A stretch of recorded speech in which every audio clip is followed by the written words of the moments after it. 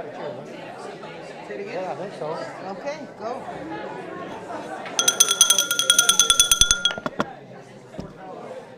Welcome, everyone. Stand at the lectern, all right. Welcome, everyone. My name is Ron Van Orster. I'm a member of Beyond War and Militarism. I want to welcome you here to Outrage. I think is one of, if not the most unique galleries in the country. And before we begin, as we always do, let us acknowledge that we are on the land of the Onondagas, land that was violently stolen from them on the orders of our first president, George Washington. He gave General Sullivan his orders to lay waste to the land and the people and their crops. So whenever we hear that too oft heard message of how exceptional we are, just what I do is I say, yeah, we are the only nation state that's ever bombed the or dropped the atomic bomb. I don't think that's what they meant when they said we were exceptional. But anyways, and to thank them, to thank the Haudenosaunee for being such amazing stewards and for teaching us, if we would just pay attention, if we could give maybe a fraction, devote a fraction of the time that we give to the NFL to their lessons of how to live with Mother Earth, not having to constantly fear that we conquer Mother Earth. And also how they have showed us how to live in peace with our neighbors. Again, if we would just pay attention. So we thank them. Beyond War and Militarism, it's a joint committee of the Syracuse Peace Council and the Solidarity Coalition, CNY Solidarity Coalition. Some of you may be familiar with that. Some of us started the committee out of a concern that so much of the emphasis was on removing Trump, getting rid of Trump, that somehow was, I'm not saying it's not a good thing, but that would answer all of our issues. And it doesn't, as far as we are concerned. So we're dedicated to continuing to raise concern and to counter that message that so often the mass media spreads of the weapons manufacturers and the 1% that war and militarism is the answer to everything. And to do that, we have been engaged in monthly programs such as this, and quite honestly, we don't always run out of chairs. So that's a very, very welcome change. So welcome you all. And now I'm going to turn it over to Ed Canan, and he's going to introduce our speaker this evening. Thanks, Ron.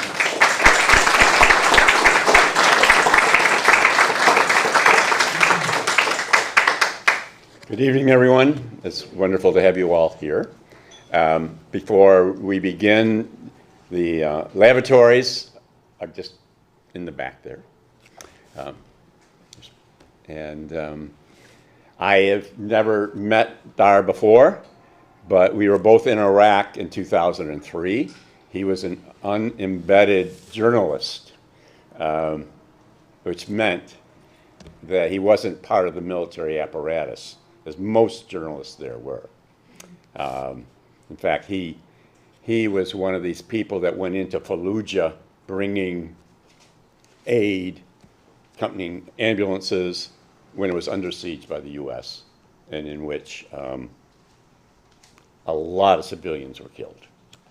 defending their own city.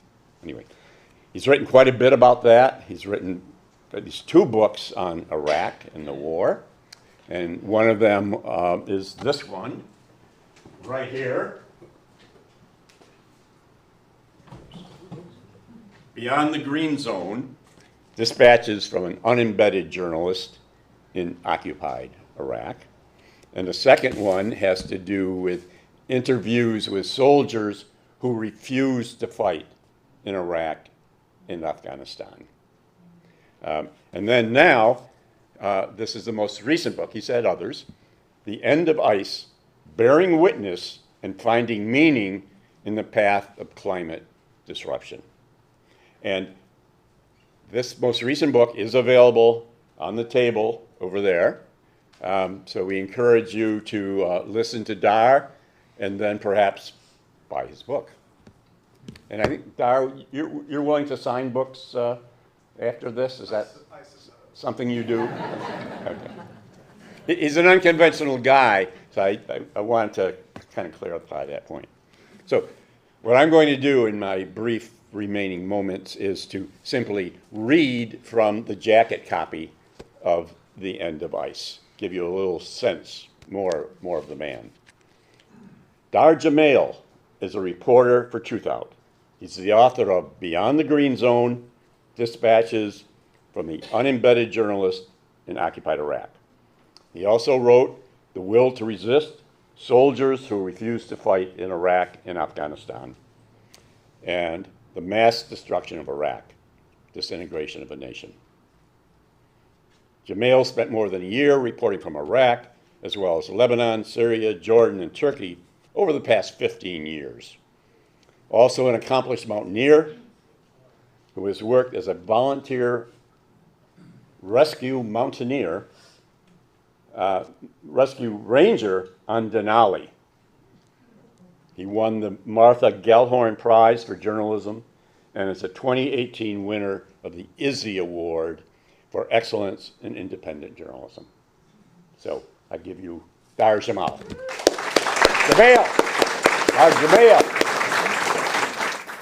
Thanks, Ed.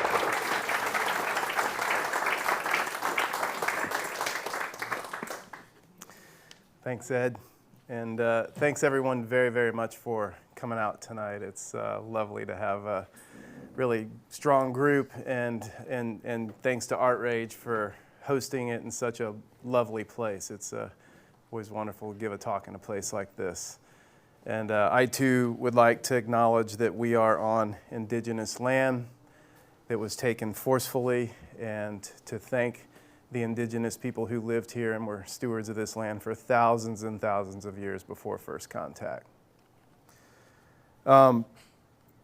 As Ed just mentioned, I was living in Alaska from 1996 onwards for about 10 years, and was a social worker in between climbing seasons, and then during summers I was up on Denali climbing, guiding, and then finally volunteering as a rescue ranger.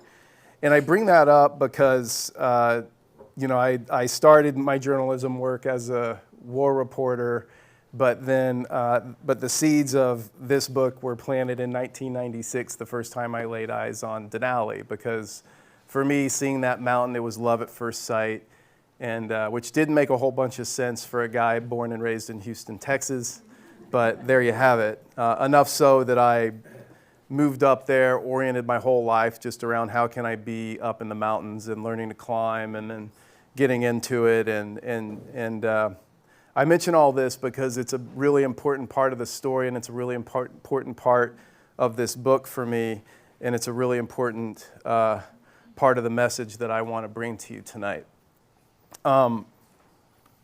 So I was on Denali when the Iraq War was on. I remember being up in the mountains, first the Chugach Range outside of Anchorage during the invasion, listening to it on the radio, sick to my stomach, horrified like probably just about everybody in this room.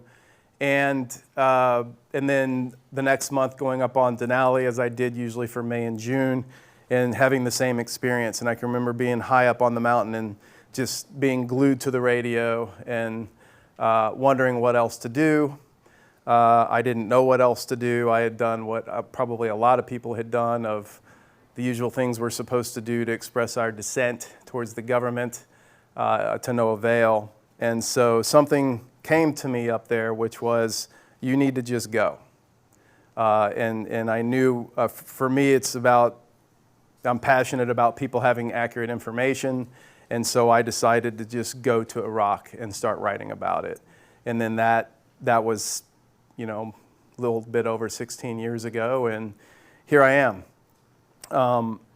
And so, but what I found in Iraq, once I really caught my stride as a journalist and went into Fallujah during the April siege in 2004, and writing about what was happening and the gory details, because I think it's important to know the gory details, and I'm going to talk about some of those regarding the climate crisis tonight. And in Fallujah, I was literally watching with my own eyes American snipers intentionally shooting women, elderly, and young people. And one thing they did, it's horrific, but it's important to mention, to show that things don't change in regards to how the sledgehammer of empire operates. One tactic they used was young boys, usually between the ages of 12 and 16, snipers were intentionally shooting them in between the legs. This was one tactic used, along with many other terroristic tactics used by the American military in Fallujah. And a big lesson for me was writing for lefty outlets, that I wrote a story about this and I couldn't get it published. And so that's when I learned I had to go further to the fringe of the lefty outlets to publish things like this. And I bring that up because I've been having a similar experience regarding the climate crisis. I've been reporting on it now since 2010, and on a monthly basis, literally every single month since 2013. And so I wanted to bring that up because I think it's very, very important for us, as hard as the information is that I'm going to share tonight in regards to what's happening to the planet and what's already baked into the system. We have to have an accurate map. You know, and so the analogy that I like to use is, if you're planning a camping trip or a backcountry trip, do you not want the most accurate map available to plan your trip, even if it means you're going to have to take a different route or not be able to go to a certain area or make some pretty dramatic changes? Of course, you're going to want an accurate map. So in 2013, after 3 years of climate reporting, I'm sorry, I'll take questions at the end. I know, but okay, are you going to get to the place where you're going to talk about how we're going to deal with it?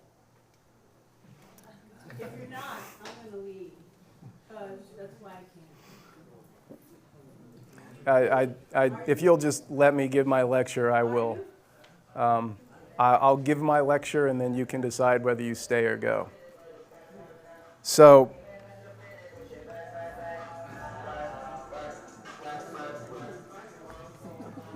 in 2013, I wrote an article where I essentially connected all the dots on the climate crisis and understood how far along we already were.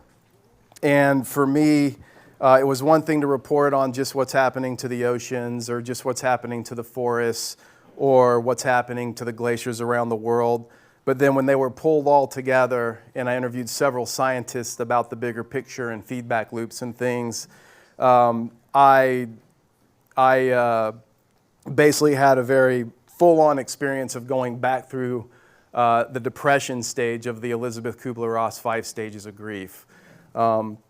Obviously, as a reporter, I was at least largely beyond the denial stage, and a lot of the time beyond the anger stage. But the depression after that article really was too much to bear. And for about 3 months, I was living in Doha, Qatar, writing for Al Jazeera English, and was on my couch in a fetal position, literally at times, really understanding, okay, we are in it deep, now what? And then, of course, I had to learn, okay, where do we go from here after taking this in? And she left, but obviously that's what I'm going to spend about the last third of the lecture talking about. So what I think I want to do, first of all, one thing I wrote an article on this almost a year ago, and I want to just read from the beginning of it tonight, just for context about one thing that I have struggled with, knowing people personally, some in my own family that don't believe climate change or support Trump or support these people. And one thing that I've struggled with even recently, especially looking at how far along we are in the crisis, and then having this administration where it's as though these people are literally just trying to kill the planet as fast as they can. And struggling to understand this, especially looking at, they're married, they have kids, they have grandkids. How does that work? How does that just doesn't compute to me? And I've, stepping out of the overtly political analysis of that, which most people in here are probably familiar with, I finally came across through an Indigenous elder friend something that helped me understand it better, and I want to just read a few paragraphs of what I wrote about this. It's from a story I wrote called "For Native Americans, History Continues to Repeat Itself." Professor Emeritus and former chair of the Native American Studies at University of California, Davis, Jack Forbes, writes in his book "Columbus and Other Cannibals" of what he calls the sickness of exploitation, or the Waitiko cannibal disease. Cannibalism, as Forbes defines it, is the consuming of another's life for one's own private purpose or profit. Forbes notes, imperialism and exploitation are forms of cannibalism, and in fact are precisely those forms of cannibalism which are most diabolical or evil. He adds, few, if any, societies on the face of the earth have been as avaricious, cruel, violent, and aggressive as have certain European populations. Native Americans experienced Waitiko in brutal fashion not long after, quote, first contact, end quote, with Europeans. I also interviewed a man for this piece named Harold Dick Jr. He's a 72-year-old Chiricahua Apache, lives in southern New Mexico. And he said of this, Europeans slaughtered during one short period alone 50 million buffalo because thousands of us relied on them. And in less than a generation, they annihilated them. And they take pride in this and take pictures of the dead buffalo, like it takes a real man to shoot an animal with a high-powered rifle from far away. He added that when Native Americans talk about great people, they usually speak of medicine people. Quote, but all the greats the whites ever write about were great at destruction and subjugating people. So for me, that has helped me to understand that the fact that these people in these positions of power, usually white men, almost all white men, we know that they're fossil fuel funded. We know about the Koch brothers. We understand all of this. But I think we need to go deeper than that, which is despite all of the political and the financial reasons and how realpolitik is operating in this country today, that from Jack Forbes' perspective, these people are basically sociopaths. They're a danger to themselves and others, even people in their own family and their loved ones, and they're a danger to the planet, and they need to be treated accordingly. And I think that needs to be factored in a little later in the talk and during the Q&A when we start talking about where do we go from here. So what I would like to do is take you, what I did for this book, much like what I did for this book, it was essentially, I didn't think about it consciously, but it was basically the same formula, which is I want to go to the front lines and really see what's going on and taste it and touch it and feel it and write about it in as personal way as possible, as well as go with the leading scientists I could find studying those particular areas. And ideally scientists that had long-term intimate relationships with the areas they were studying. And so I went to South Florida for sea level rise, back to Denali and other places in Alaska, and Glacier National Park for glaciers, the Amazon rainforest, several forests across the West to write about what's happening to trees, and to Australia, to the Great Barrier Reef, to write about what's happening to reefs, and then 2 different locations to really focus in on how indigenous populations are being impacted. Because as we know, like other crises around the planet, those that are taking it usually the first and the hardest on the chin are indigenous populations, people of color, and the poor. And so where I would like to take us first is to Australia. And I want to start with just talking about the magnificence of this area. The Great Barrier Reef is 1,400 miles long. It's the largest reef on the planet, visible from space. It's home to more than 1,500 species of fish, 6 of the world's 7 species of threatened marine turtles, 30 marine mammals, 134 species of sharks and rays, and 411 types of hard coral, and 1/3 of the world's soft corals. Right before I went there, I stopped off in Guam, where I met with Lori Raimondo. She's a professor at the University of Guam Marine Lab, and she'd lived out there since 2004. Dr. Raimondo is also co-author of the 2016 Paris Climate Agreement. So what's happening with coral, and why I wanted to highlight it in this book is important for a lot of reasons, and where it's what we're seeing now, and what I think probably many of you have already read in the news, is these major coral bleaching events that are happening around the planet. So for those that aren't as familiar with it, coral bleaching, coral exists in a certain temperature range, and the beautiful colors the coral gets are from algae that the coral gets its protein from. And when the water, however, gets too warm, that algae becomes toxic to the coral ejects it, and then it turns basically bone bleach white, and that means it's in the process of starving. If the water cools back down within 3 to 4 weeks, typically the coral can take that algae back in and it can survive. If it doesn't cool down enough in time, then the coral will die. And that's what has started to become very prevalent as the oceans warm further and further. And so I talked to Dr. Raimondo about this, and I just want to read a short bit out of the book of what she said. Because she has been a coral ecologist out there for a long time, and she's been monitoring water quality, coastal development, the overabundance of crown-of-thorns starfish that can decimate reefs, and overfishing out there over the last decade. These have all caused coral loss, but these elements have stabilized. And then she said, but warming water has all of a sudden exploded in the bleaching. In the history of anyone looking at this, we've never had bleaching events as severe as the last couple of years. She's talking about Guam, but this applies to Australia as well.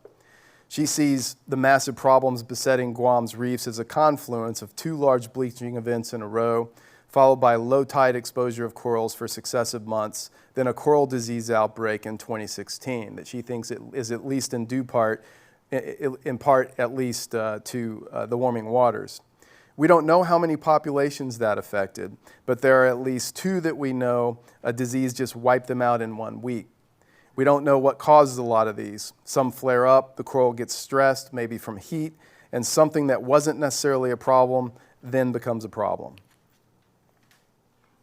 There is a National Oceanic and Atmospheric Report that was published in 2011 that said the current trajectory of pollution, warming oceans, climate disruption, everything going as it was, fossil fuel emissions, that there would likely be no functioning coral reefs left anywhere on the planet by 2050.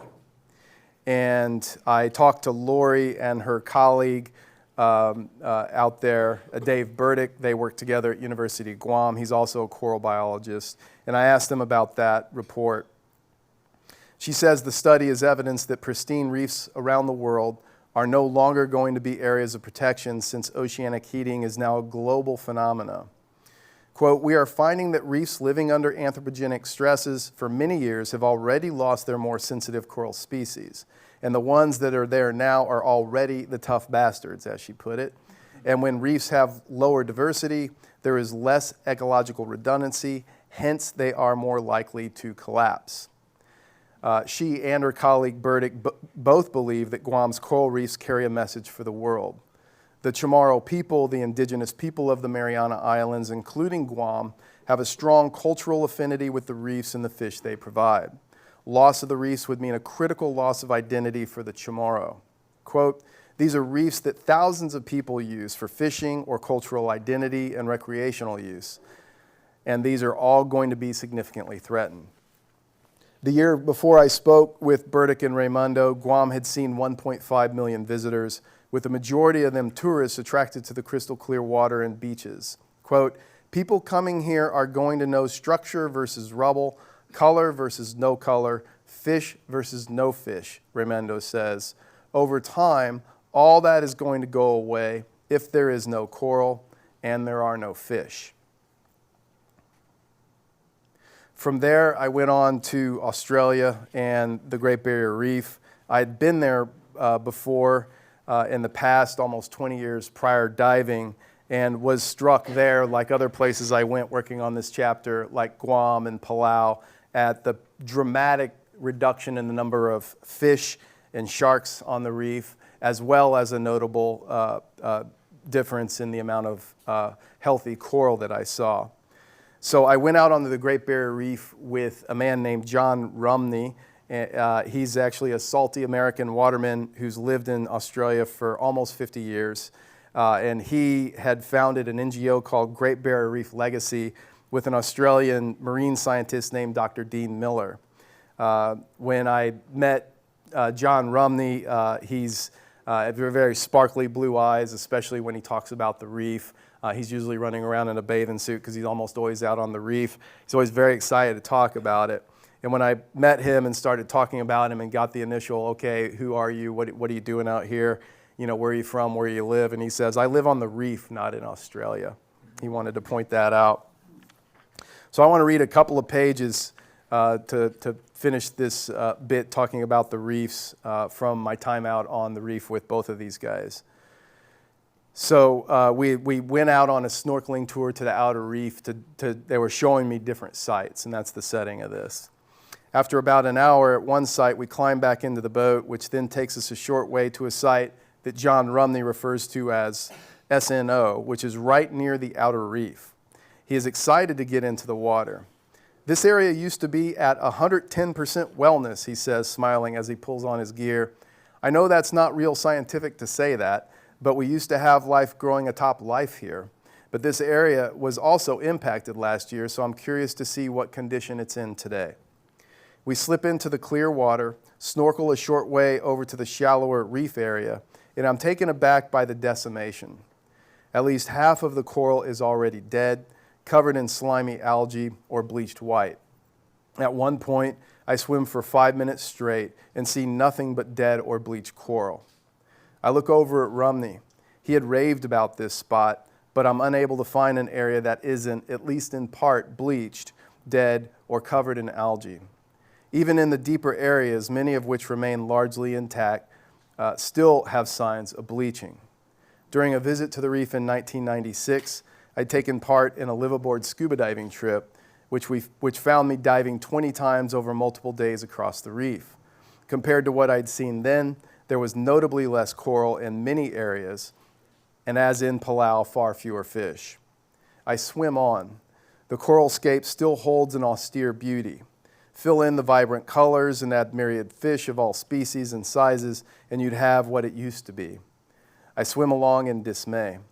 The odds are low I'll return to Australia anytime soon, and since it is unlikely to survive another 13 years, I am effectively saying goodbye to the Great Barrier Reef. Back in the boat, Dean Miller says, It's at least half gone, even way out here. We eat lunch while the boat motors to the third site, which Rumney refers to as Mojo. I slip into the water alone, just wanting one-on-one time with the reef. Thankfully, this site is in comparatively good shape. The colors of the coral shimmer. Schools of fish abound. Giant underwater islands of coral stretch tens of feet toward the surface, with coral growing atop coral, life growing on life. Giant blue stag coral grows straight out of 10-foot wide brown table coral. It is stupendous. The water crackles with the sounds of fish biting coral and the clicking sounds of shrimp. Yet even here I come across dead zones. As I enter one, my surroundings fall silent. The bottom holds larger swaths of long-dead stag coral covered in slimy, deep brown algae. Conscious that my time on the reef is limited, I swim out of the dead area and find another vibrant area. I stay there alone, soaking it all in. I feel time slipping away. Giant clams, anemone, table corals growing atop table corals, sponges, starfish, hard and soft corals, all the colors of the spectrum fill the water. My heart swells and I never want to leave. I dive down deep, holding my breath as long as I can until I become lightheaded, then surface again for more air. I do it again, swimming down 20, 30, 40 feet in places, equalizing my ears as I dive 2, 3, 4 times as I swim downward so I can be among the coral, the bigger fish, and the occasional reef shark. I get to be part of their world for those rare, precious, magical moments. Finally, I hear the faint sound of the horn from the boat, signaling us to return aboard so we can head back to land. By the end of 2017, that bleaching event that I was witnessing firsthand, some scientists said the Great Barrier Reef was damaged beyond repair and could no longer be saved. Others declared the reef to be in its, quote, terminal stage. A plan by the Australian government to protect the reef was deemed, quote, no longer achievable. The year 2017 ended up being the hottest year ever recorded for Earth's oceans, making that year and the 4 before it the top 5 hottest years on record for the oceans. The bleaching event in 2017 ended up striking 30% of the reef, and then last year, 2018, that bleaching event took out another 20% of the reef. And the leading coral scientists in Australia estimate the reef has less than 10 years left.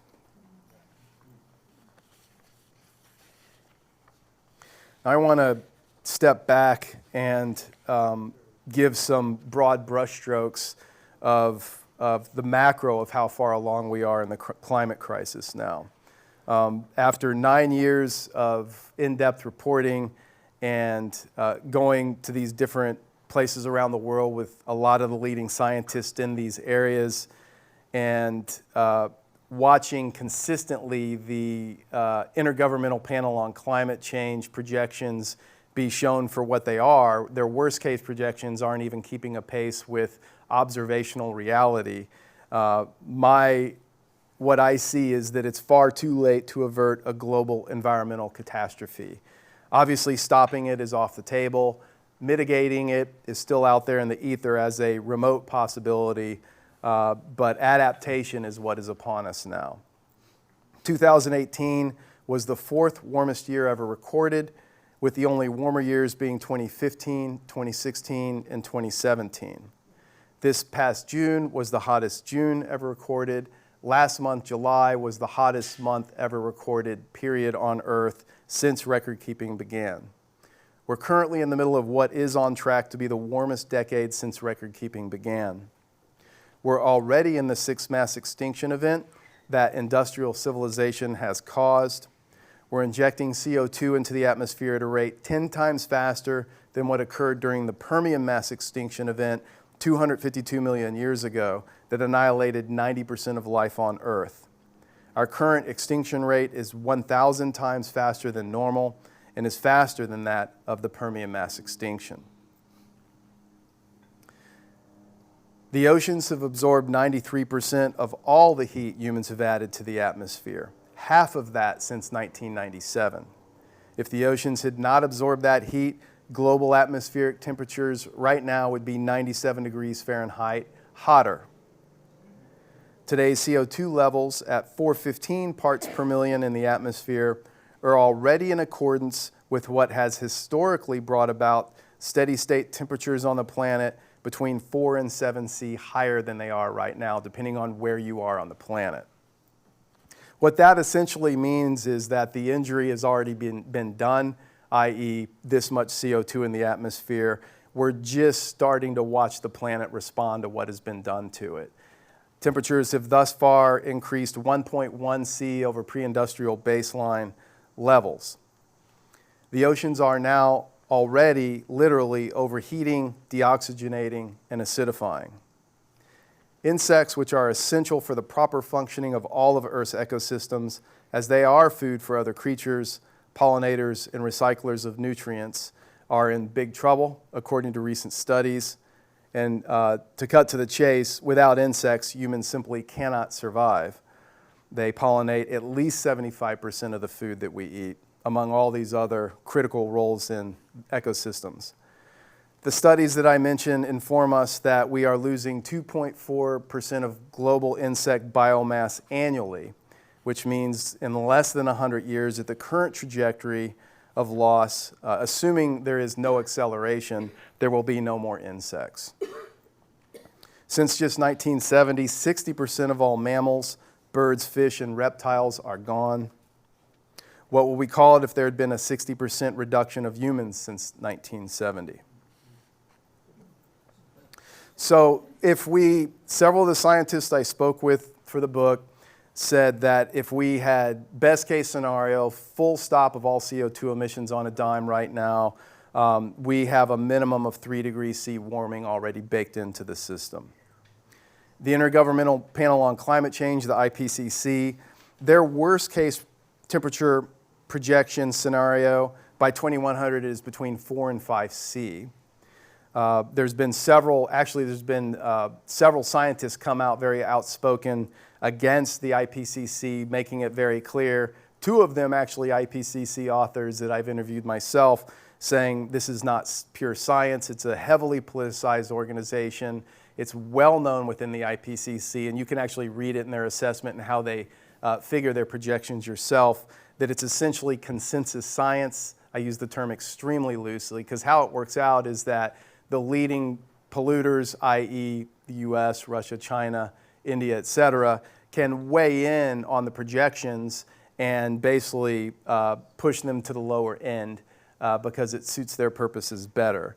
So it's not a scientific organization, and this is not good science being used in the IPCC projections. And this is why consistently, as I mentioned earlier, their worst case projections, like right now for sea ice, literally as we speak, the sea ice melting is far above the IPCC's worst case projections from when they said it would be right now.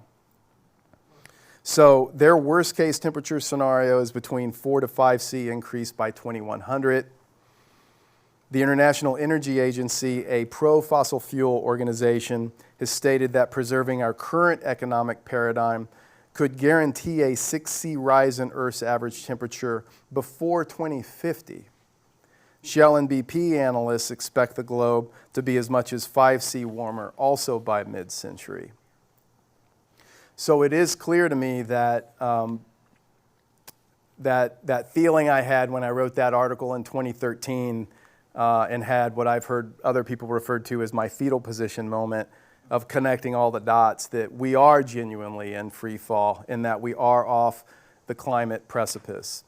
Because we're in a nonlinear situation of climatic disruptions and their effects, and we're locked into a course for uncontrollable levels of climate disruption that will bring starvation, destruction, mass migration, disease, and war here, as it already is in so many other places around the globe.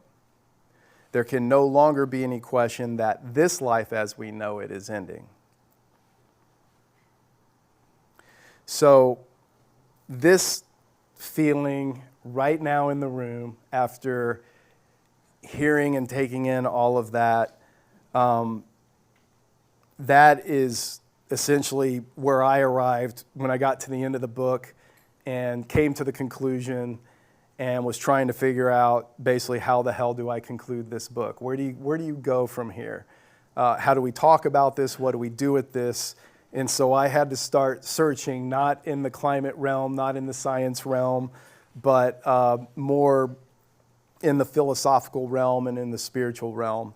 And thankfully, some certain things happened in my life that helped this process along that I really can't take credit for. One thing that happened was I came across a lecture of a guy named Stephen Jenkinson. He's a storyteller, a Canadian man who had worked in the palliative care industry for 3 decades.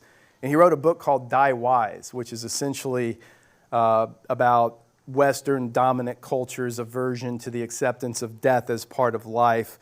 And he actually shared some, I think, very helpful things about grieving and the climate crisis during a lecture he gave at Simon Fraser University in Vancouver, where part of that he was talking about the climate crisis, and I'd like to just read some of his words. The question is not, are we going to fail?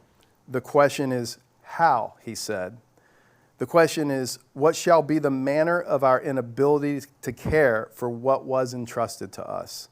The question is our manner of failing. He went on to say, grief requires us to know the time we're in. The great enemy of grief is hope. Hope is the 4-letter word for people who are willing to know things for what they are. Our time requires us to be hope-free, to burn through the false choice of being hopeful and hopeless. They are 2 sides of the same con job. Grief is required to proceed. Another thing that happened literally as I was working on the conclusion of the book is a man named Stan Rushworth, a Native American elder of Cherokee descent, was brought into my life. And we started having some long conversations and spending a lot of time together. And he reminded me of the difference between the settler colonialist mentality of what are my rights, which is essentially the dominant culture mentality, versus a more indigenous perspective, which is that we're born onto the earth with primary obligations. The first one is to serve and be stewards of the earth. The second is to serve and protect and make decisions based on what's best for future generations of humans and all species. And so for me, when I get up each day and I approach my day from that perspective, I have my work cut out for me. There's no shortage of things that I can do for the planet and for other species and other people on the planet. If I can't think of anything, then that's a failure of my own imagination. And if I approach it as service work instead of, well, if I do X, will I get Y? Why take this action if things look so bleak and hopeless and so much is stacked against us? That'd be the same mentality of being on the Titanic and having a chance to help somebody and just saying, well, what's the point? We're all going down anyway. So it comes down to moral obligations and doing the right action because it's the right action. And it was around then that I came across a great quote from Václav Havel where he says, hope is not the conviction that something will turn out well, but the certainty that something is worth doing no matter how it turns out. So I'd like to read a few pages in conclusion now of some things that also came to me through Stan Rushworth that have helped me tremendously and I want to pass on to you. The first is a story that he shared, that was shared with him by his elder, Dr. Darrell Wilson, who was born into the Pitt River Nation of northeastern California. Wilson tells of Mis Misa, a small but powerful spirit that inhabits Akuyet, what the white man named Mount Shasta, a large volcano in Northern California. Mis Misa is a spirit force that balances the earth with the universe and the universe with the earth. Wilson says that Akuyet is, quote, the most necessary of all the mountains upon earth, for Mis Misa keeps the earth the proper distance from the sun and keeps everything in its proper place when wonder and power stir the universe with a giant yet invisible canoe paddle. Mis Misa keeps the earth from wandering away from the rest of the universe. It maintains the proper seasons and the proper atmosphere for life to flourish as Earth changes seasons on its journey around the sun, end quote. The mountain, the story tells us, must be worshipped because Mismisa dwells deep within it. To climb the mountain with a pure heart and with real resolve, and to communicate with, quote, all of the light and all of the darkness of the universe, is to place your spirit in a direct line from the songs of Mismisa to the heart of the universe. While in this posture, the spirit of man/woman is in perfect balance and harmony, end quote. For as long as Mismisa's instructions are followed with sincerity, society will be sustained. Its inhabitants will survive for the long term. Quote, the most important of all the lessons, it is said, is to be so quiet in your being that you constantly hear the soft singing of Mismisa. However, the story also warns that by not listening to Mismisa's song, the song will fade. Mismisa will depart, quote, and the earth and all of the societies upon earth will be out of balance, and the life therein vulnerable to extinction. So when Stan shared that story with me, all of a sudden I realized this is why a guy from Houston, Texas has always had this crazy love affair with the mountains, and why, since I basically was a young adult, have always oriented my life around living in proximity to mountains and spending as much time as I can up in them.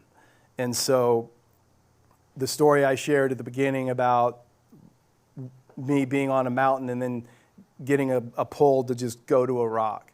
And the same thing happened with this book. I was at a point I didn't know what project to take on next, and I was just going into the mountains a whole bunch, and this idea came to me. And then here I am, and everything that kind of worked in my favor to have this happen, the same forces that worked in my favor to keep me alive several times in Iraq when I was over there, I believe that happened because I was doing service work for the planet. And so my point is the importance of going into that place of deep listening that Wilson talks about in this story, that I believe the fundamental core cause of the climate crisis is industrialized humans' fundamental disconnection from the planet. And before we start talking about what to do next or how am I going to react, I think for me personally, I've had to start with I need to reconnect back into the earth as deeply and regularly as possible. And it is that part, as I come to the end of my talk before we go into a question and answer session, it's usually, obligatory for the speaker to offer hope or give people some things to do. And I want to end a little bit differently because I think the scope of not just the climate crisis, but the political crisis, the everything crisis. I mean, whatever your cause is that you work on, whether it's, this or racism or sexism or gun violence or anti-militarism or anti-drones or, go down the line, we are at a crisis point in everything. And so everything needs attention more than it ever has before. And so rather than trying to give people things to do, I want to end with reading a little bit about something that Stan also shared with me. He teaches critical thinking and indigenous literature at Cabrillo College in Aptos, California, which is a small town just south of Santa Cruz on the coast of California. And Rushworth has regularly invited indigenous elders to speak with his classes, especially about what is the right relationship to the earth. And his students always ask the elders, who always get up there and take the full 3 hours and talk nonstop, they say, well, what can we do?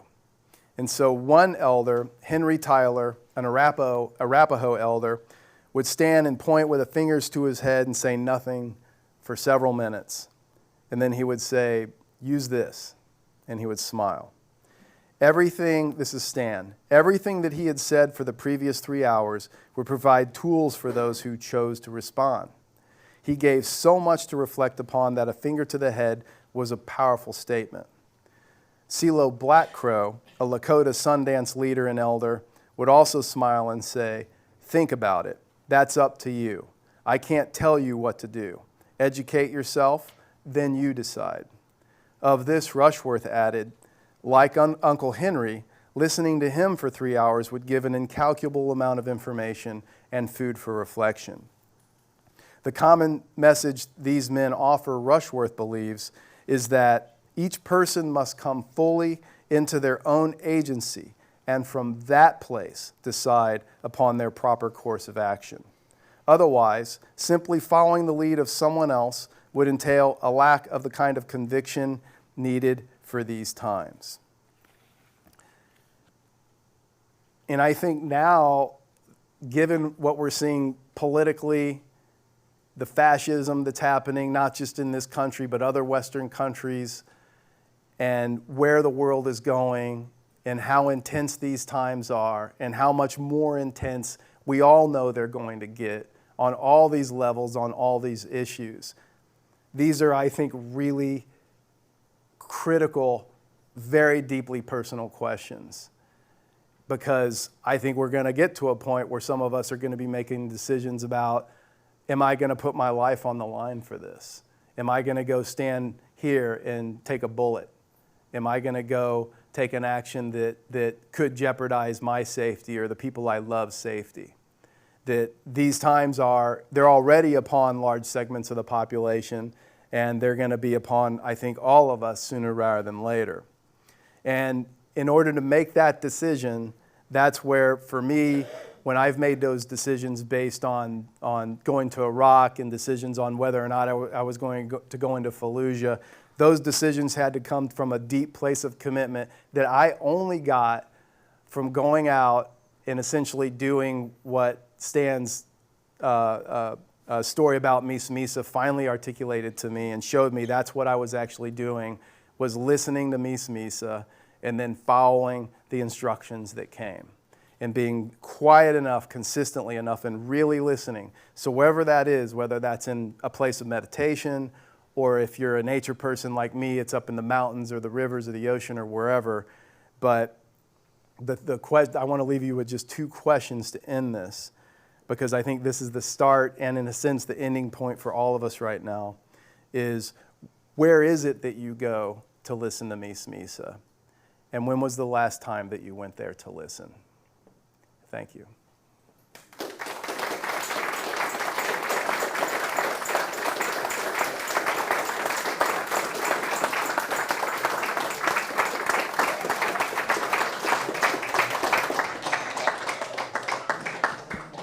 It's kind of difficult to speak at this moment when we've just been challenged to listen, and I hope we can all hold that as we proceed with questions and answers from Dahr. This is the second time I've heard Dahr speak, and it's still very moving. So tonight, I know this is a free event. We wanted all of you to come, and I'm delighted so many people have come. I am going to pass this basket.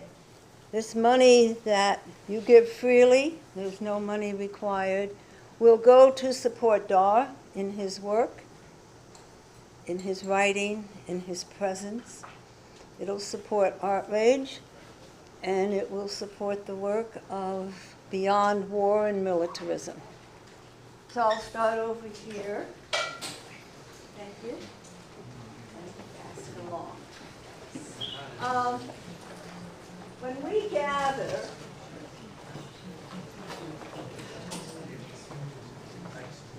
gather each time, thank you, Wilton, we feel after listening to someone speak that it would be good if there might be something we could do. And we have something very simple. We have lots of postcards. These postcards are addressed to our legislators. I particularly wrote quite a few to our representative to encourage him. And I hate to even mention it at this point, but to look at the Green New Deal, to take climate change in his heart and in his mind to a different level. So I offer these. They're addressed, stamped, and it would be wonderful if you feel moved to fill one of these postcards out before you leave. And we will leave them on the table over here, or I will pass them out. I will have some. I also have some for Senator Schumer, and also some for Kristen Gillibrand. And we have pens, so if you feel moved, and I hope you will, it'd be wonderful if I could go home without any postcards tonight. Ray Kramer, is she here? The other thing I want to mention, and I hope you saw it when you came in, that Dahr's books are on the table here. He will sign them, The End of Ice, and that very wonderful message that he left us with. You had an announcement. I have a, which feels a little odd given where we are.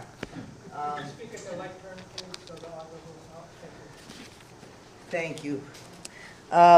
Every year the Peace Council has a garage sale, and this is a chance to recycle all the wonderful stuff that you don't want anymore and to acquire some new wonderful stuff that next year you will bring back. The sale is on Saturday, September 7th from 9 a.m. to 4:30 p.m. You may drop the wonderful euphemism, gently used items on the Wednesday, Thursday, and Friday before the 7th. So 4th, 5th, and 6th between, let's say, 10 a.m. and 9 p.m. And if nobody is home, just leave them in front of the garage. As you know, the Peace Council lives on donations and a variety of activities. So this is a way to do good in several different ways at the same time. Thank you.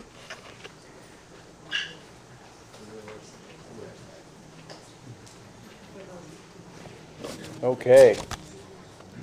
Questions? I'm going to read this in your book, but I'm interested to hear about a little bit more. You talked about the reef. I'd like to hear more about the Arctic. I'm from Alaska as well, so I'd like to hear some of your stories about the Arctic, what's happening up there. I know a little bit, but I'd like to hear. Yeah, you bet. So I'm going to paraphrase, repeat or paraphrase the questions for this, so just so everybody knows I'm not doing something weird.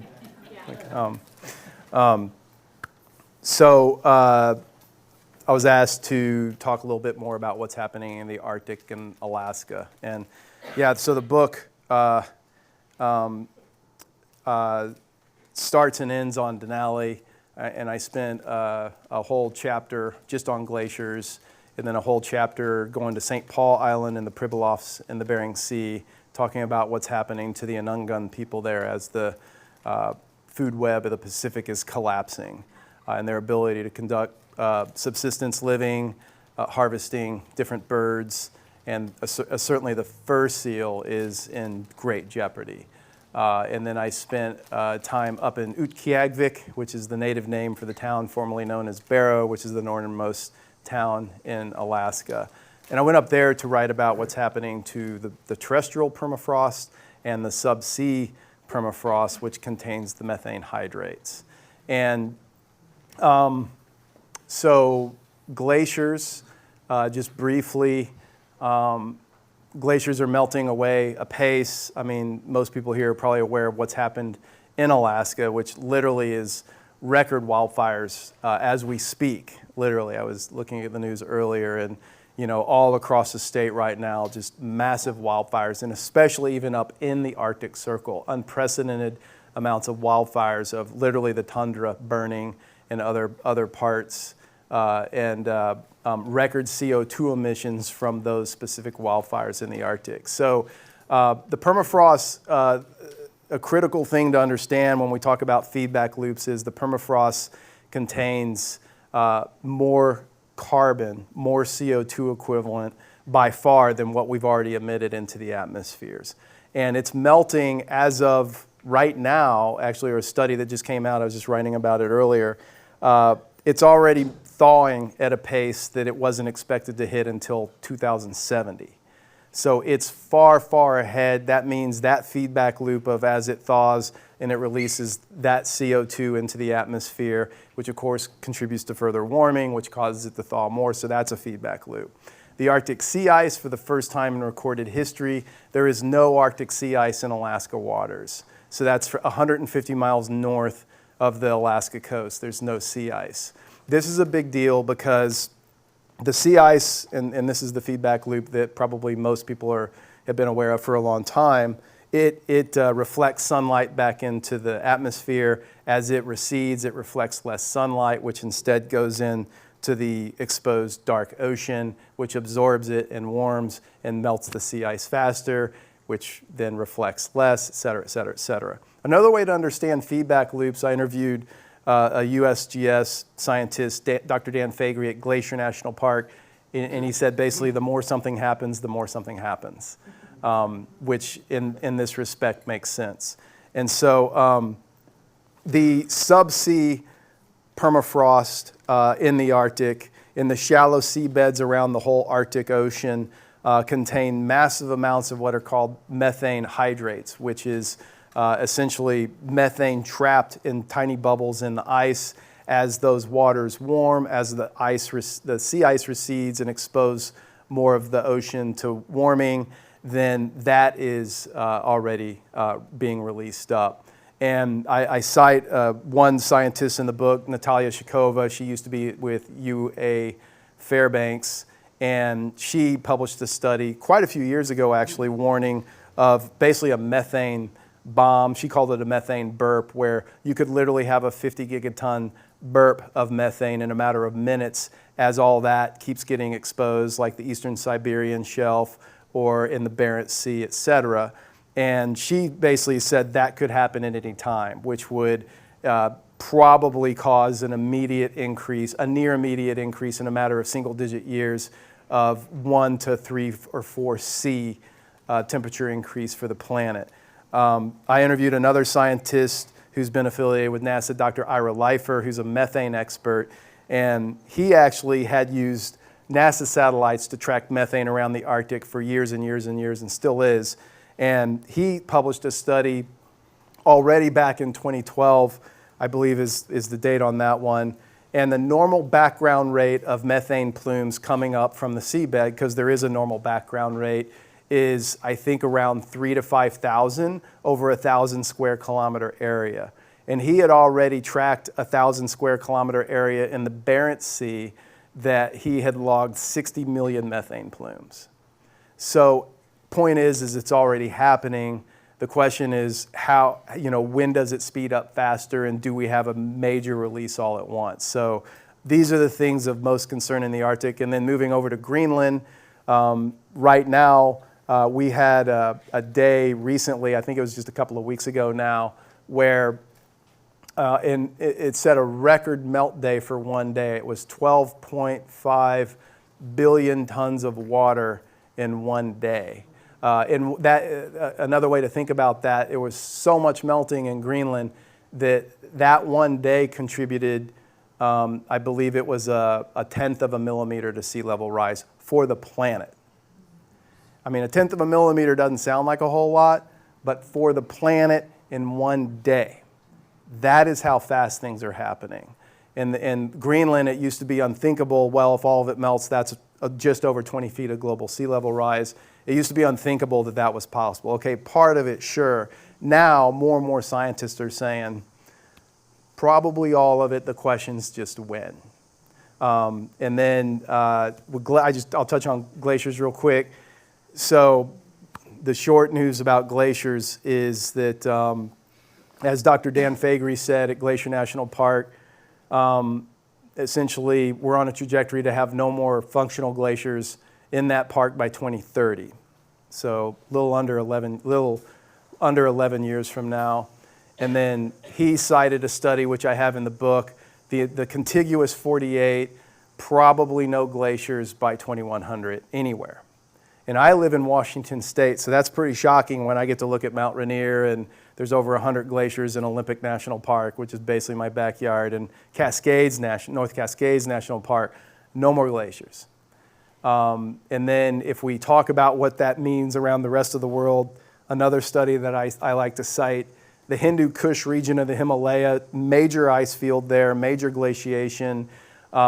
It's the head of several of Asia's major rivers, serves water, drinking water and irrigation water for 1.5 billion people. Recent studies show that area could be largely ice-free by 2100. And that means most of the water in those rivers is gone or extremely, extremely reduced. We can't live where there's no water. So where do those 1.5 billion people go? And then what happens to the areas where they go? Where's that water and food come from? Where do they live, et cetera, et cetera. So there are these cascading effects that we all need to start thinking about when we think, we just think about what's happening, because all these environmental factors have very, very real impact on us. So there's several chapters in the book on that, but thanks for bringing that up. Can you explain Misa again? Yes. So, Misa, and these obviously indigenous stories are meant metaphorically. Misa is a small but powerful spirit force that lives inside Akuyet, the mountain that many people know as Mount Shasta. And it's a spirit force that sings, and that singing is what keeps the seasons happening as they should, and it balances everything on Earth and keeps everything in harmony. It keeps the Earth the right distance from the moon and everything in the universe in balance and in harmony. And that singing is contingent upon people, another way Stan put it was comporting ourselves in the right way. That if you're going to go climb the mountain, i.e. live your life in a certain way, and listening very quietly and closely, which is the most important part of the story, that you have to comport yourself the right way and behave honorably and with integrity in order to really hear that, which means living in balance, doing good service work, et cetera, et cetera. If people stop listening, i.e. comporting themselves the right way, then Misa will stop singing and everything will go out of balance and life on Earth vulnerable to extinction. And so it's critical, the listening. Yes, sir. I'd like to go from the macro level to the micro level. The good news, I think, for New York State on the macro level is recently New York State passed the Climate Protection Leadership Act. Is that the new name, Chris? Climate Leadership and Community Protection. Climate Leadership and Community Protection Act, which is the most ambitious climate goal, I think, in the country. And that's legislation I just passed a few months ago. But my question is, can we rely on technology and public policy, which is absolutely necessary, to really, turn things around? Or do we all of us need to take a look at what we accept as the American way of life? During the summertime, if it's warm out and you got air, you crank it up. If your house is musty, you crank up the dehumidifier. We think about payback period as opposed to, I need to get my house down to net zero and put more insulation in. Do we also need to change, I guess, fundamentally how we live? Right. Good points. I'll try to touch on some of them in no particular order. Sure. He brings up basically, and correct me if I'm off a little bit, but do we not need to look fundamentally at our way of life and make changes in ourselves and the policies and what we take for granted and things like this? And is there any other thing like geoengineering or science or technology that could be a solution? Is that ballpark? Yeah, you're in the ballpark. Okay, thank you. You're generous, because my memory's not. First I want to address geoengineering, because there's been some people writing about this as though it's some sort of a solution. All the scientists I've spoken with about it are scared to death of it. And I think the hubris and the conceitedness and the human-centeredness of it and the insanity and is off the charts. I mean, essentially, the climate crisis is geoengineering. We have geoengineered this by changing how much CO2 is in the atmosphere, changing the temperatures and the acidity level of the oceans. So we've geoengineered our way into this mess, and some people think somehow we can literally tweak this and that on the earth or in the clouds or dumping shavings in the ocean or particulate in the high atmosphere to buy us a little bit more time. And all the scientists I've spoken with about this think it's absolute insanity. You're going to find plenty that support it. I know some that did think it was crazy and then now are supporting it because they understand that we're already off the cliff, and if we at least have one play left with a Hail Mary, we should at least throw the Hail Mary, even if the consequences could be even more catastrophic. You know, one person in particular thinks we need to do everything we can to refreeze that Arctic sea ice because we cannot let the methane major releases happen. Once that does, then it's truly over.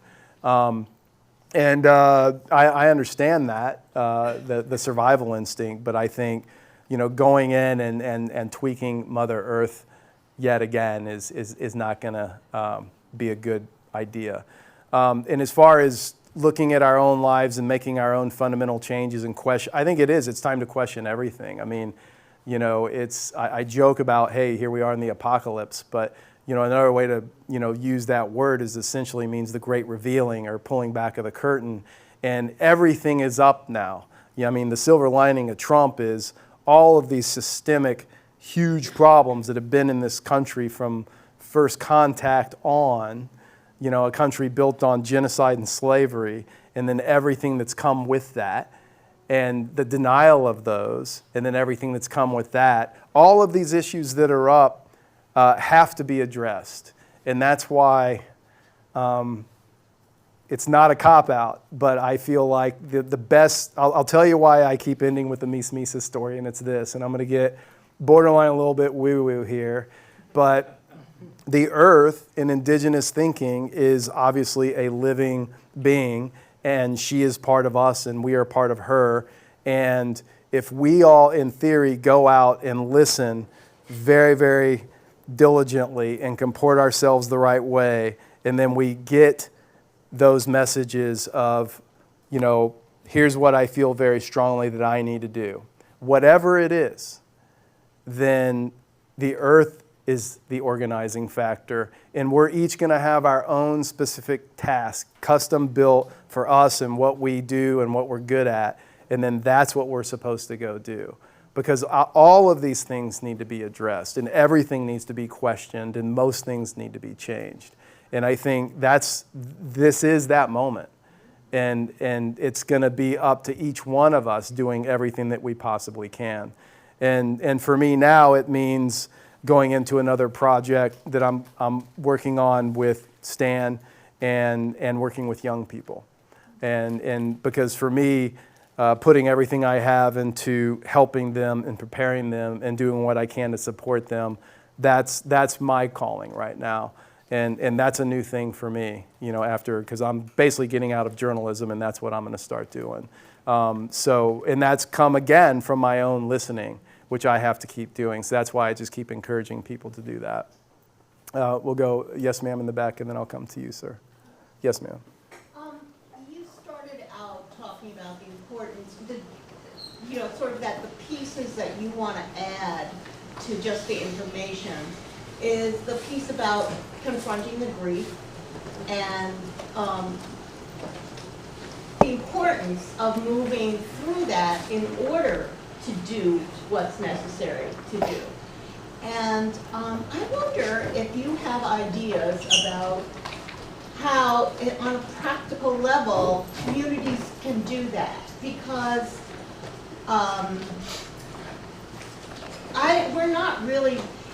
we're not all gifted to take it in easily. Where, there was a fabulous article years ago, I think it was Truth Out. The title of it was Neurologically We're Fucked. And the point of the article was that we are wired as human species to respond to danger that's right here. And that it takes an enormous cognitive override to respond to danger that's out here and that we just hear about.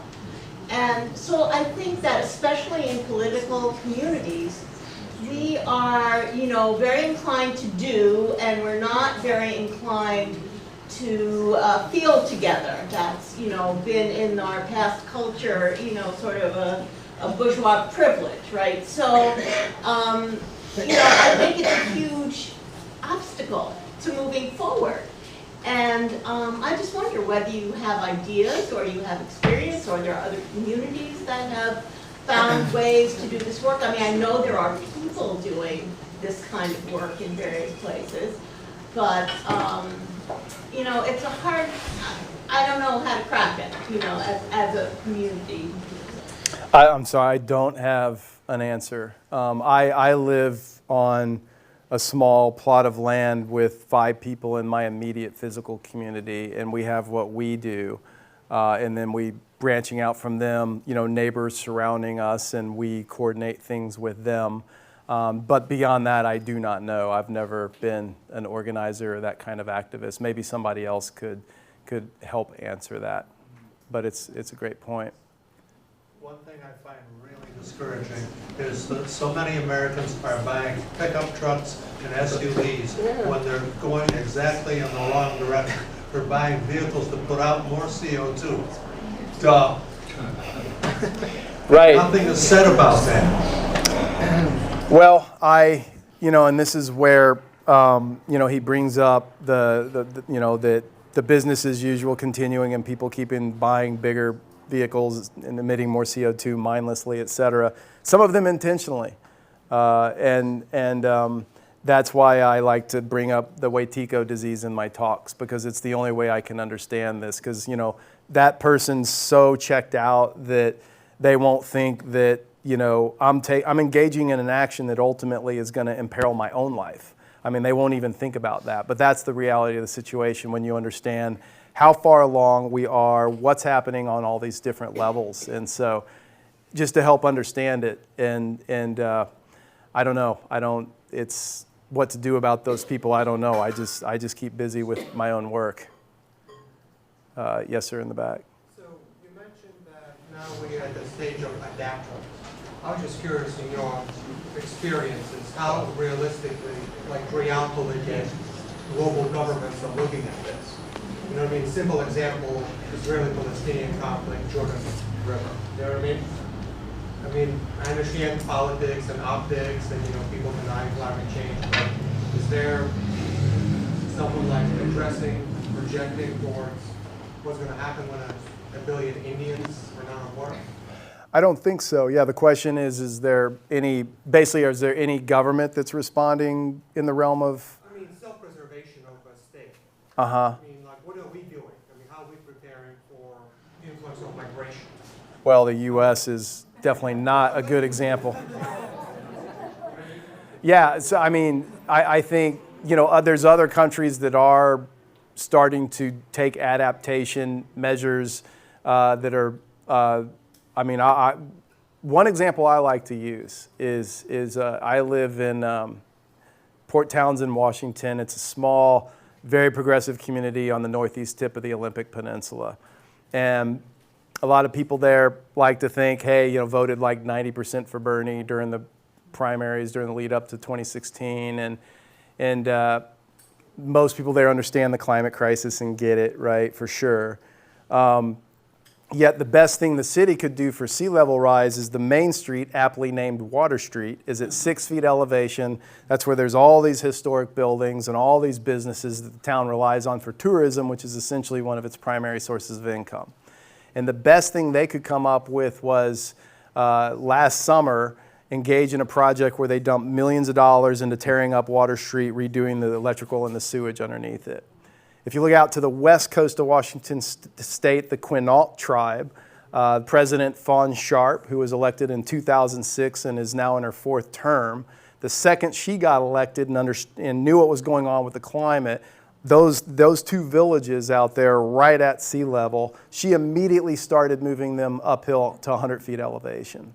Which of these makes more sense? And I think that calls into question the leadership, patriarchy, white privilege, thinking our money's going to protect us, all of this. So, I mean, those are 2 really, really good, I think, examples. And so I think solutions that are going to happen on a community level are going to be smaller or with an Indian tribe and things like that. I don't know of any nation states that are responding anywhere near the level of urgency that is needed right now. Obviously, you know, some countries in Europe are at least doing some better things, but it still falls far short.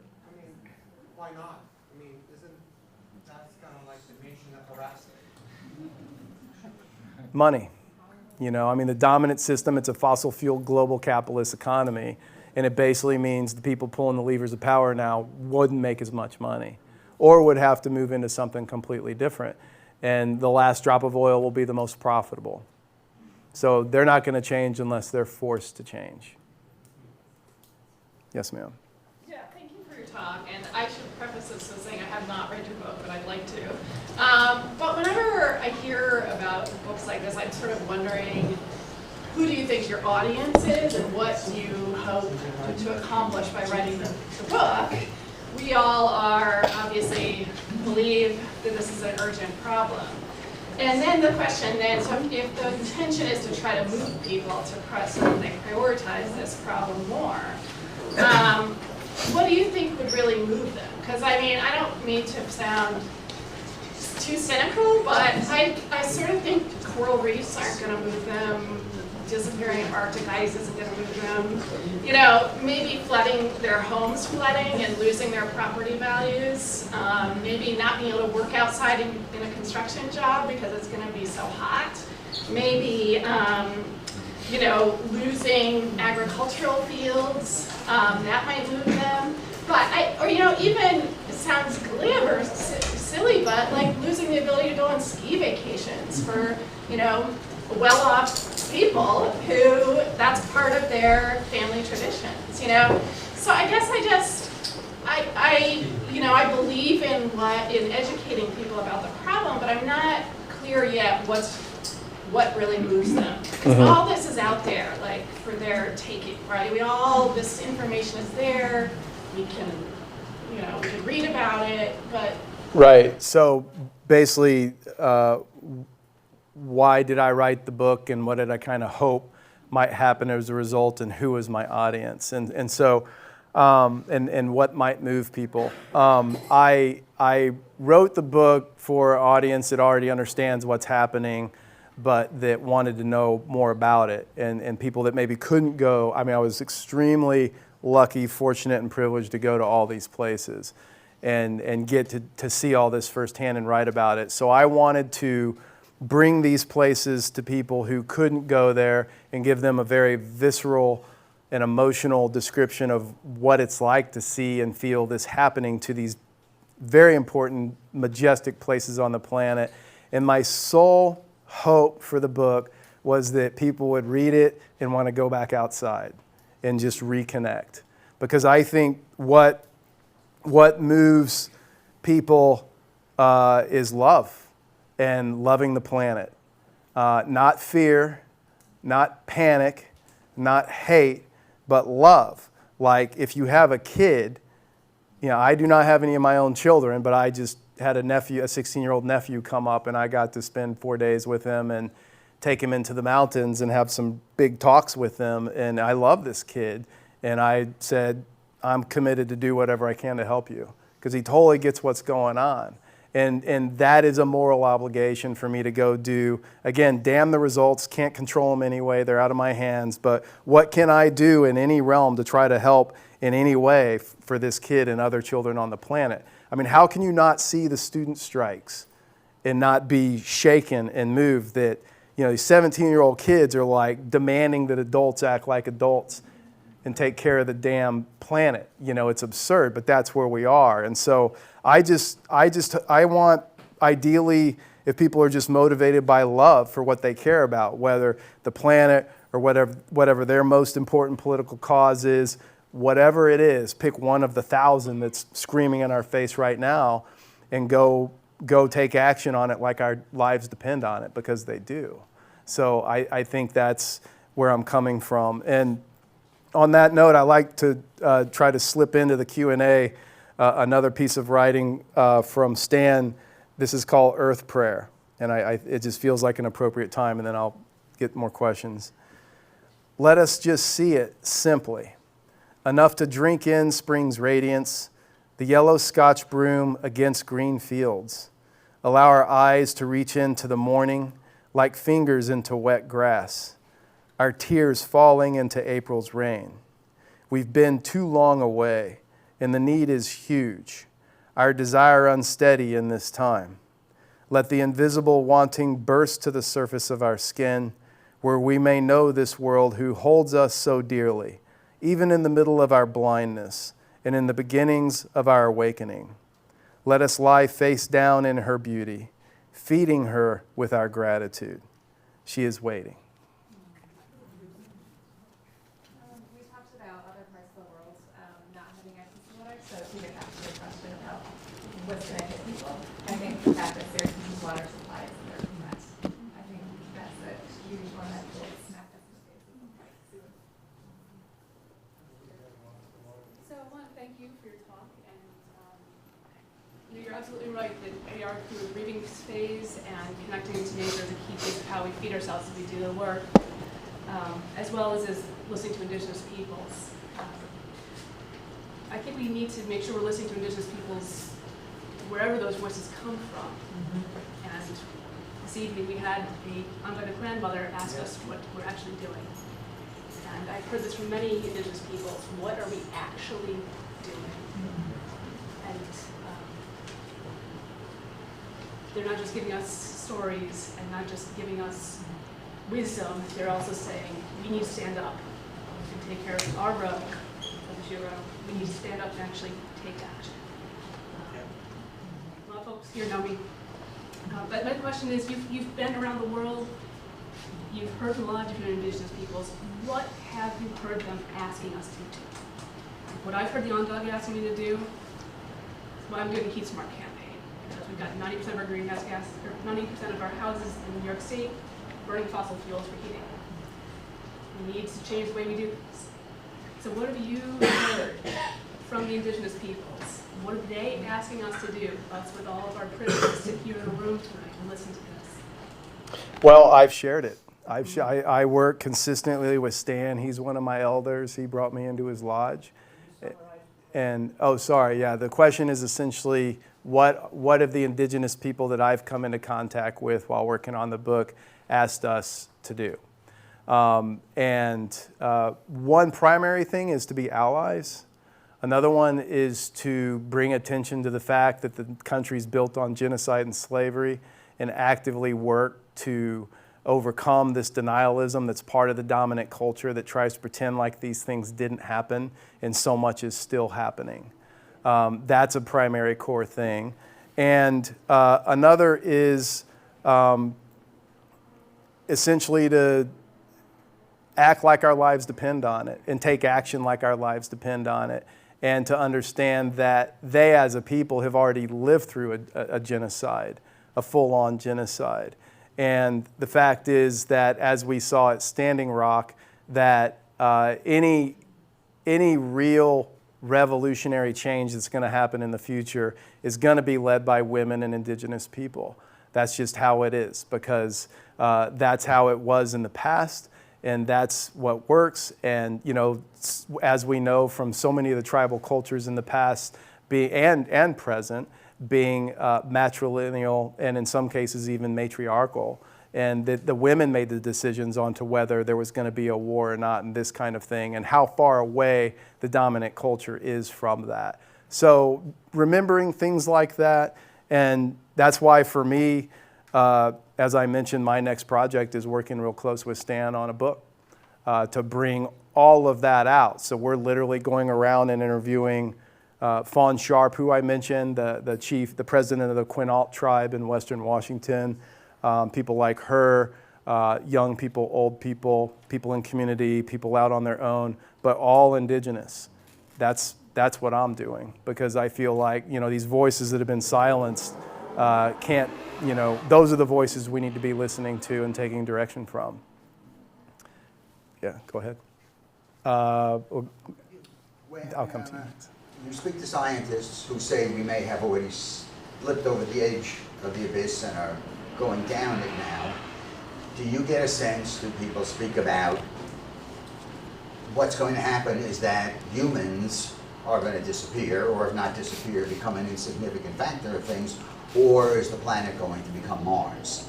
I mean, is the planet going to go on peacefully and happily once we are gone, and will there come some homeostasis again? Are humans just going through, we live, we die as individuals, and we live and we die as a species as well? So the question is, or the point is essentially, are the scientists that I've spoken with, are they talking about what might happen as things progress, and then whether humans, are we going to make it or not, and if so, how many? Is that essentially ballpark? I don't think, I mean, from what you're saying, it sounds like that we're going to make it. But will the planet remain viable as a living organism, if you will, and have other creatures that are thermophiles, if you will, or methanophiles? I mean, the only thing, are we going to disappear? I mean, when you speak to the scientists, or is everything going to disappear? When you talked about people saying that insects are going to be gone, roaches are going to be gone, I thought nothing ever makes roaches go away. Yeah, so that's one of my questions. Is it human extinction, or is it planetary? So is it human extinction or planetary extinction? And nobody knows for sure. I mean, there's plenty of scientists that have very strong opinions about this. There's some people that think absolutely humans are going away no matter what. And I believed that for a long time, up until about a year ago. And then I'm only speaking about myself here, but I personally had to recognize that was extremely arrogant, and we've not ever been here as a species, and that I couldn't say that for sure. Yes, humans are for sure going to not make it through this. I even put in the book, it looks likely that humans will not make it through this, but I cannot say for sure. And as long as there's any X factor out there at all, if people are looking for hope, that would be it. That there is this X factor of not knowing, and that's why we have to work like our lives depend on it, because they do. What I know from many of the scientists that I interviewed for this book is a lot of them believe that there's going to be a mass die-off of humans, that there's going to be several billion people going away. I mean, if you just look at what's already happening with our ability to grow food, shifting weather patterns, what's happening to the insects, that there's no way we're not going to be going through a very tight keyhole as a species. The question is how many of us make it through it. And then the long-term prognosis of the planet, something's going to continue. Somehow life is going to continue. I feel confident about that, but who am I to say, and what's that going to look like? I don't think anybody can say that for sure. What was it that said, life will find a way? What movie was that? Yeah, life will find a way. I think if there's a bright spot in the horizon we can focus on, we should focus on that. We haven't been the best creatures on this planet, and good to be rid of us. Well, I think that, I for a long time had felt, and I'll work that question in, or that point into this, well, if we fail, the planet will be better off without us anyway. And, I'm 50 years old, I've had a great life, I've gotten to, do so many things, but to my 16-year-old nephew, that's really not a good thing for me to say. Because he's asking, well, what about us? Or, these young kids that are like, well, what are we going to do? And I think that, it might end up turning out that way, but I just wouldn't feel comfortable saying that to a young kid right now, that we with everything at play and everything that's at stake, that we owe our lives I think I have to dedicate my life to those future generations now, and doing whatever I can to try to give them a chance, even if it's a minuscule. It's absolutely something we cannot control. Right. Oh yeah, go ahead, sorry. So this discussion makes me really appreciate the way you're trying to get beyond the hope versus hopelessness conundrum, because I encounter that all the time, and I've been in the fetal position myself more than once. I mean, my job is to follow this stuff. I manage the energy and climate program for the regional planning agency here. So I'm trying to do what I can in my little corner of the world, but I always struggle with, well, how much do I share with folks, whether it's my personal life or in my professional life, about what I know and what I've read. Because people constantly tell me, you know, when we're holding Heat Smart workshops, don't bump people out. You know, we want them to sign up and feel good about taking action. So that's something I constantly wrestle with. But I like, you know, the analogy you said about helping people off the Titanic, right? I mean, you still have a moral obligation to help people that you can help get off the Titanic. You don't just sit there and let the women and children and infirm people die, trying to get on the lifeboat yourself. Right. I mean, that's not proper.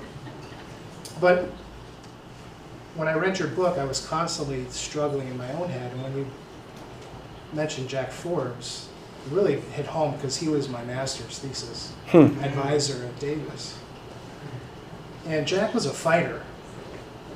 He was not some kumbaya guy. I mean, if you read that book, he's angry. Brutal book. He's angry. And the metaphor, you know, you have this grief metaphor going through the book, but, you know, another metaphor you could use is addiction. The dominant culture is addicted to fossil fuels, right? And people, energy analysts, call them fossil fuel slaves, right? We replaced human slaves with fossil fuel slaves. And so I agree, it's a moral fight we're in.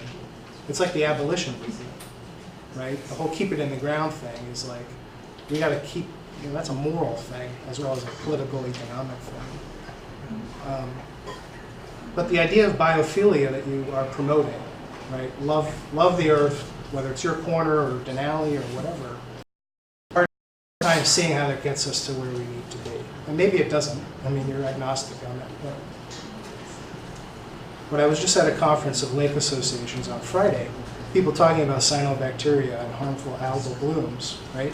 And the whole thrust of it, you know, they acknowledge climate change, they talk about climate change, but the whole thrust is, can we weed these plants? You know, can we put pesticides in the water? What fix can we do, right? And there's nothing about organizing to get these big CAFO animal feeding operations down the road to stop what they're doing and polluting their lakes. So, like, where does the anger come in? You know, where do we blame? Where do we start pointing fingers and mobilizing to stop the people that are, you know, actively hurting us? So I'll just paraphrase that and probably put it back at where does the anger come in to stop the people that are doing the damage, in short. And I think obviously that's a realm that, you know, I just tell people to go listen. I have no answers for anybody other than my own. And I don't even get those myself. I listen for them. And so if people feel moved, well, that's their job then, is to go after and stop those people doing the harm. Do it. Yeah. There's a question from one of our sponsors right here. Yeah. I guess as a member of Beyond War and Militarism, I want to bring up one thing. And this gentleman asked if any country was preparing for the changes that are coming. And the Pentagon is definitely preparing for what's going to happen. And they've been preparing for quite a few years. They're well aware of what climate change is going to bring to this country. They're looking at crowd control, at using robots, using drones. You only have to take a look at their budget, which is 60% of our tax money. And I think it's a very frightening. This country responds to danger and changes with militarism. And so that's how they're planning to respond to control us as people become more and more frightened, as changes happen, as shortages happen. I think we just have to be aware of that. Okay. Do you, yeah, go ahead. They're planning and have been planning for a very long time about how they can go into space and doing that too. This is true. And right beside, did you have a question, ma'am? Yes. Or comment? Me? Yes. Oh, I was a peace store before, and then I heard about Venice. Do you know how Venice was built very quickly? They put logs under it, and those logs actually hold CO2. And once they're under the water and they never touch oxygen, they hold the CO2. Now, has anybody done studies of, you have a lot of tall trees and put them under the ground and you put chains on them, if they can't come up, under the sea, that would keep the CO2 in the log and it becomes petrified. Now, has anybody done any studies of how to... I don't know. I don't know, honestly, sorry. I don't know. Yes, ma'am, in the very back.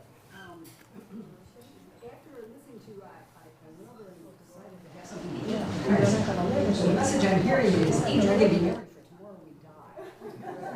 Well, I mean that, semi, because that's kind of the message I got. What you said is, even if we don't put another molecule of CO2 in the air, okay, we've already baked in, so to speak, another 3 to 4 to 5 degrees centigrade? 3 degrees centigrade, another 3 degrees centigrade. So I'm thinking to myself, we want to support the Green New Deal. But what's the point? The Green New Deal isn't even talking about not putting any more CO2 in the air. It's saying, if we just reduce our emissions by, X percentage, by 2030, So I guess, you see what I'm saying here? I do not hear a message that there's anything that we can do. And the other thing is, just to be a little bit more contrary than I usually am, if I were a fossil fuel owner or whatever, okay, I would be sitting here, listening to you talk and saying, yeah. Seeing as how there's nothing we can do anyway, we better go, why don't we just go out there and suck up more fossil fuels and put them out there and make as much money as we possibly can, because we're all screwed anyway, and we can't do anything. Who else heard that from me tonight?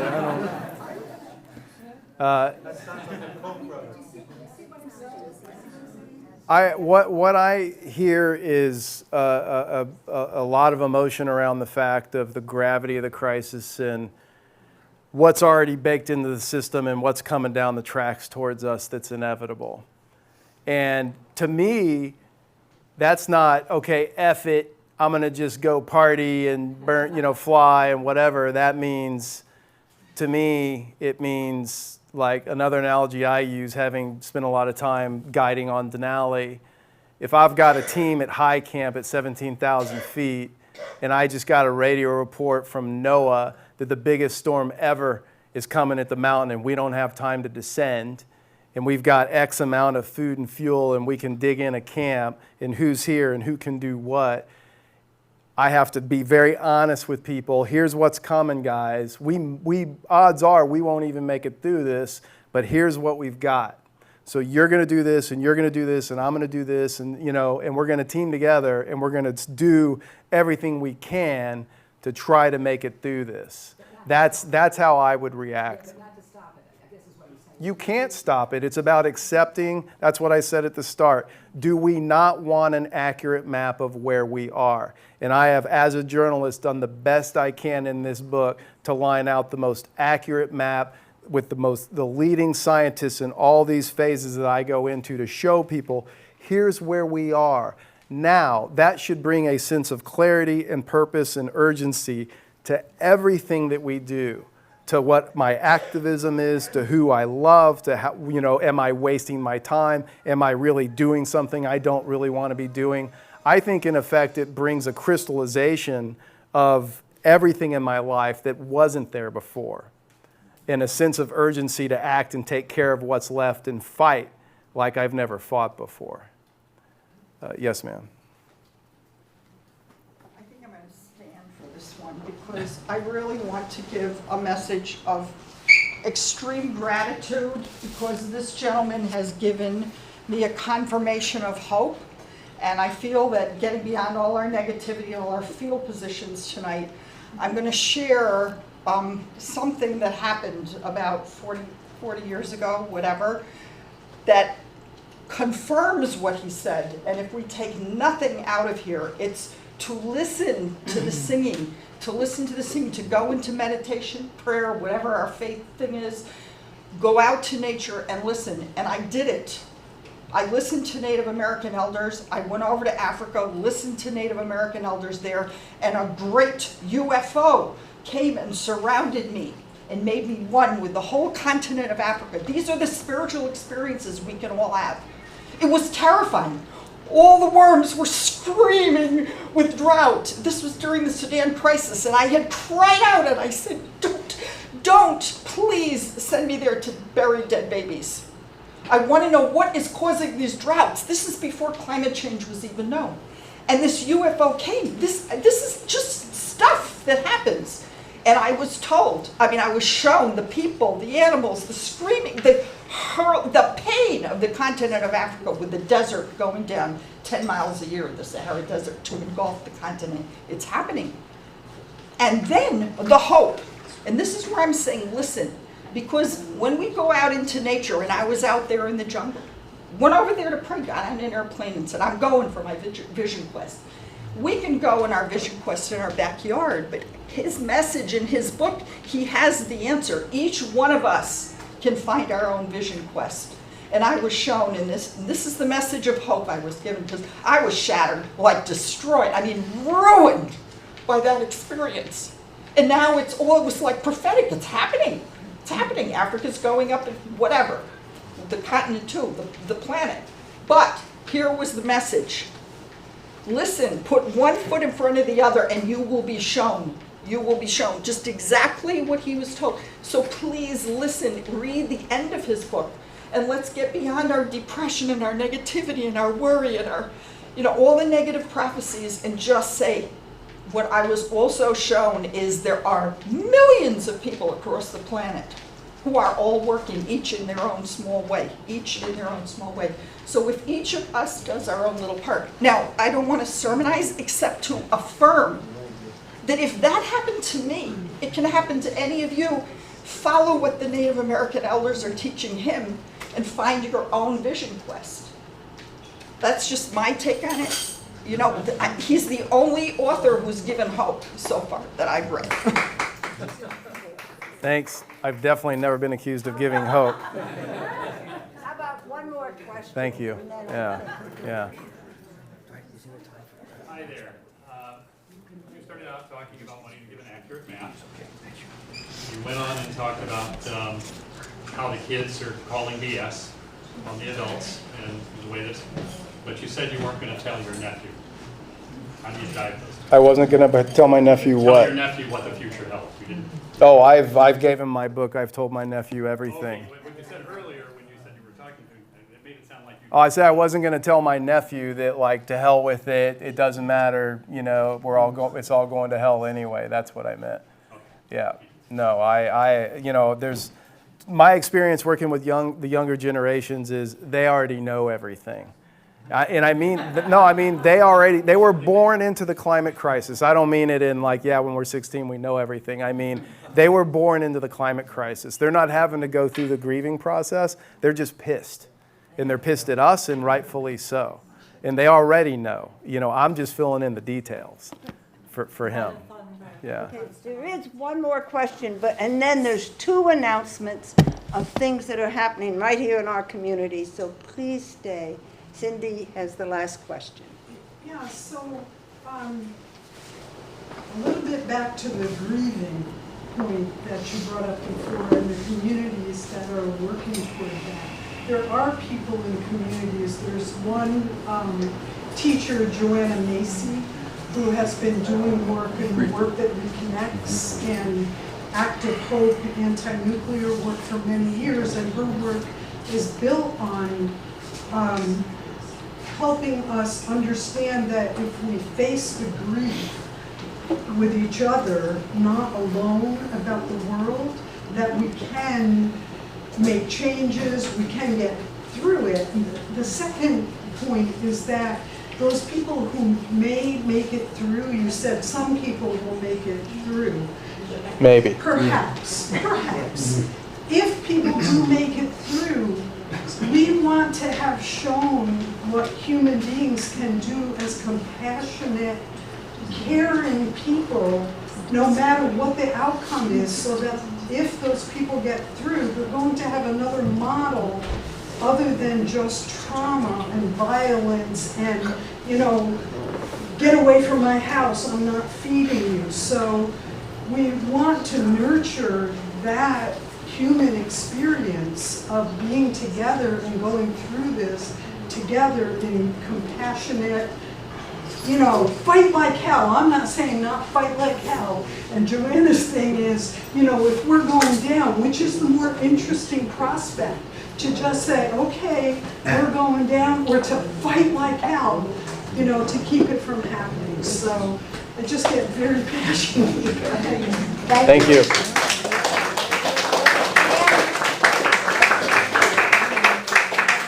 Okay, two quick announcements here. Yeah, hi.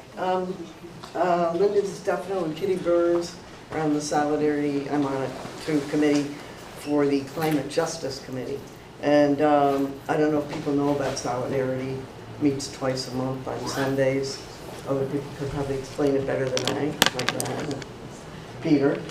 But there are various committees, and the Climate Justice Committee is formed to, we're working on, let me see, against new fossil fuel infrastructure in New York State and supporting legislation and actions which mitigate the climate catastrophe. And the committee was active in getting the Climate Leadership and Community Protection Act passed in New York State. And some of the folks will be meeting with regional deputy directors, Senators Schumer and Gillibrand in September to support the Green New Deal and oppose Trump's NAFTA. But the Solidarity meets twice a month, Sundays usually at the Bishop Harrison Center over in Lancaster. And Kitty and Linda wanted me to say, if you don't want to join the Solidarity, at least you can come to the committee meetings, which usually follow the everybody meeting. And so we encourage people. The next meeting is September 8th. And location is TBA, but probably Bishop Harrison. Either that or Park Central Presbyterian. Or Park Central Presbyterian Church, which is downtown on the corner of East Fayette. It's my church. East Fayette and Townsend. Thank so, you. Thank you very much. Thank you. Okay. And Peter, 3 o'clock, 3 to 5 o'clock. Oh yeah, I'm sorry, 3 to 5. On Sundays. The committee meeting itself would be from 4 to 5. Quick announcement, nuts and bolts, this is something you all can do. Climate change, awareness and action, local group. We're trying to get the issue of climate change into local elections. So we've designed a survey. We're surveying all the incumbents for the county exec and the county legislature. And we're surveying all of the candidates running against them. We're asking them a series of questions where they stand on a variety of things. Some of them like nuts and bolts, like do you support having charging stations at municipal buildings? So when those of us have electric cars, we can charge them at the municipal building. So what you can do is to help. We've sent out the first 3 surveys, and I hope within 2 or 3 weeks we'll start to have results up on our website. But what we need help on is to spread word throughout all of Onondaga County that if you care about climate change, take a look at the position of the candidates, and then when you vote, vote those that don't believe in climate change out, and get new people in so we can have good local public policy. Thank you. Thank you. Okay, you